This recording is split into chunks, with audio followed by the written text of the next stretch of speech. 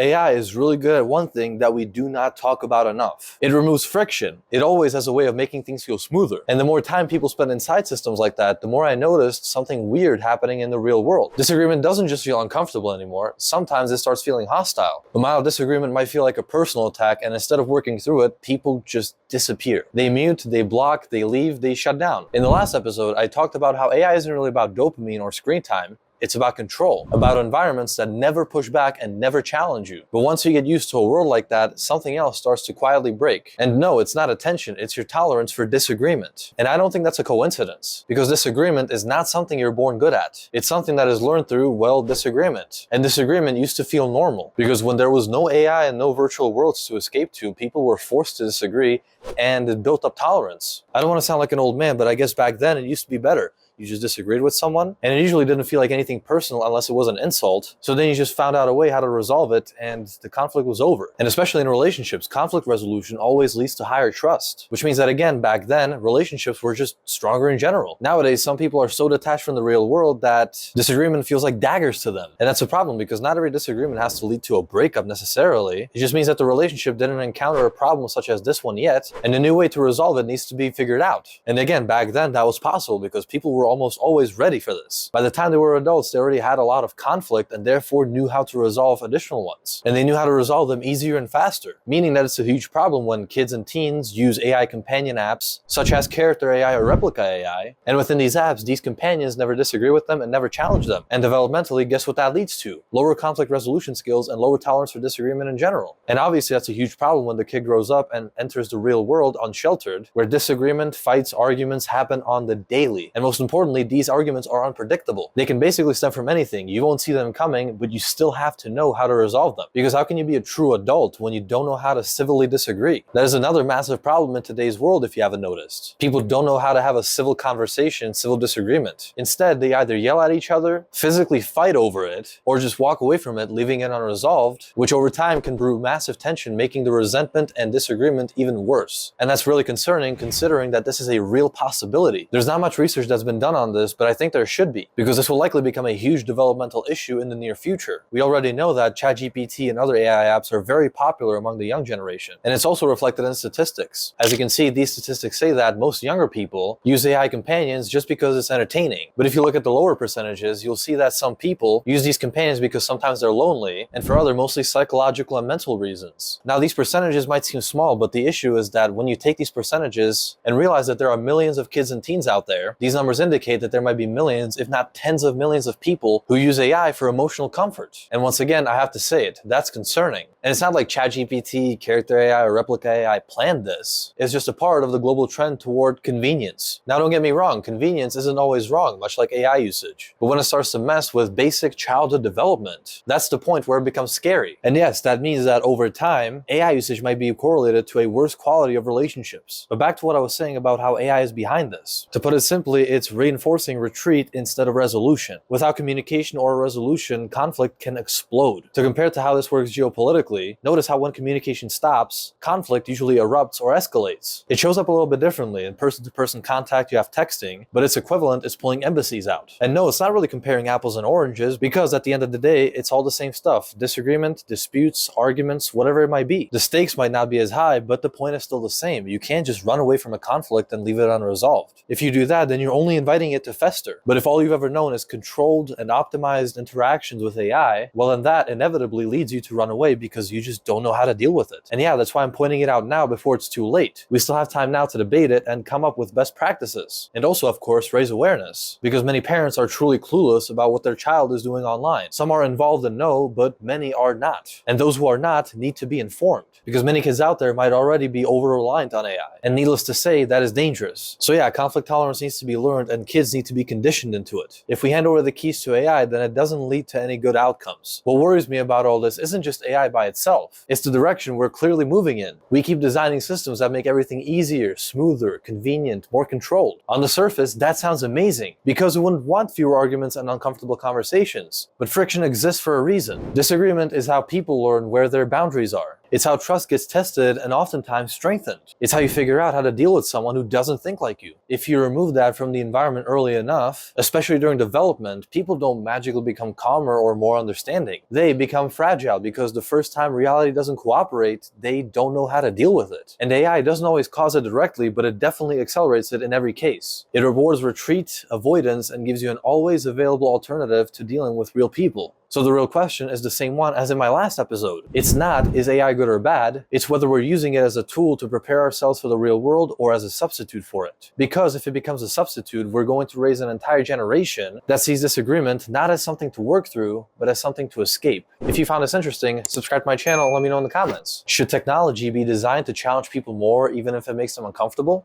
Thank you for watching. See you next Sunday.